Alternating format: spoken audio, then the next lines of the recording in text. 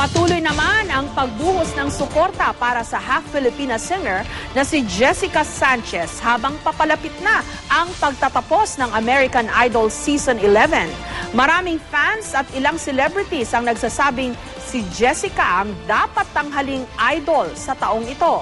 Pero desidido rin ang kanyang kalabang si Philip Phillips na manalo sa kabila ng iniinda niyang sakit.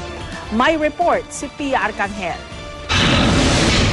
Ilang tulog na lang malalaman na kung sino kina Jessica Sanchez at Philip Phillips ang tatanghaling American Idol sa Season 11 ng reality show. At ngayong papalapit na ang moment of truth, ika nga, lalong bumubuhos ang suporta ng Filipino community para sa half Filipina, half Mexican na si Jessica. Represent!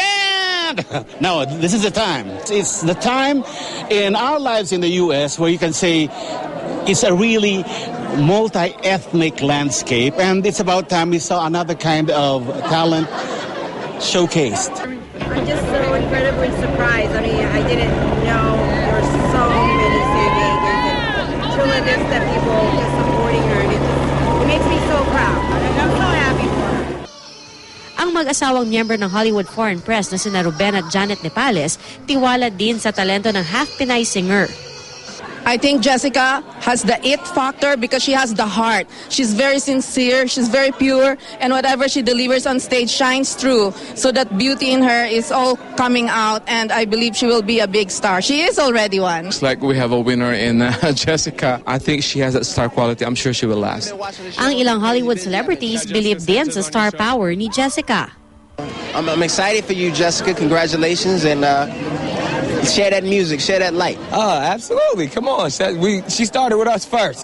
Sa gitna naman ng mga paghahanda sa finale na ungkat na may problema sa kalusugan ang makaka-head-to-head ni Jessica na si Philip Phillips. Ayon sa report ng entertainment website na TMZ, simula pa lang daw ng kompetisyon may iniinda ng kidney problem ang idol finalist. Ayon pa raw sa doktor ng singer, kailangan daw siyang operahan agad.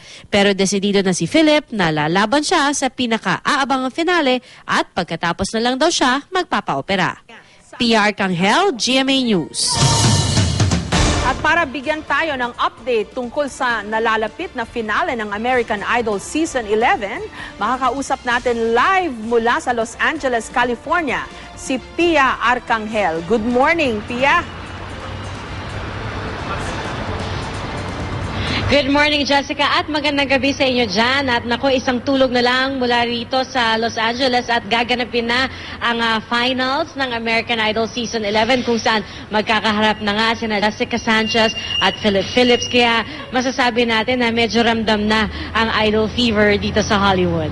Okay, so meron na bang mga ano dyan, mga streamer, meron na bang mga naghahanda ng mga voting at viewing party ulit para dun sa mga hindi makakapasok dun sa venue?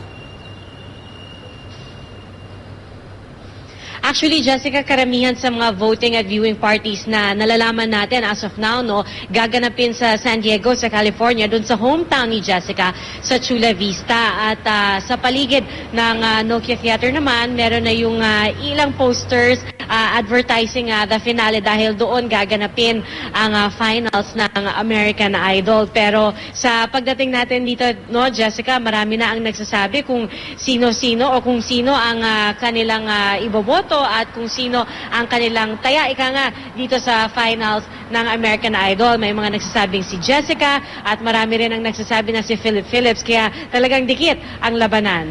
Okay, I'm sure kanya-kanyang demographics ika nga yan dahil may kanya-kanyang mga set of supporters itong sina Jessica at si Philip Phillips.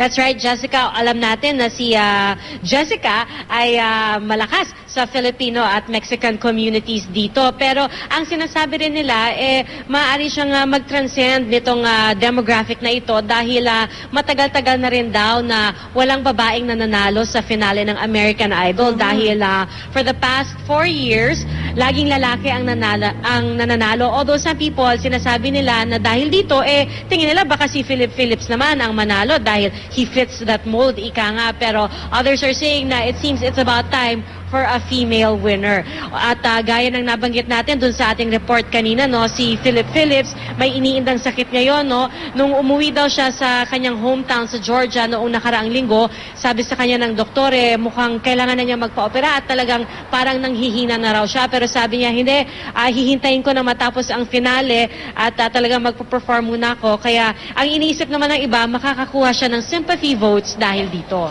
Okay, and siguro dapat banggitin din natin, kasi binanggit natin yung demographics si Jessica, banggitin din natin ang sinasabing demographics naman ni Philip Phillips na mukhang kailangan ding i-address nitong kampo ni Jessica ay yung mga teenage na mga babae daw, pati mga bata, kasi nga good looking, di ba?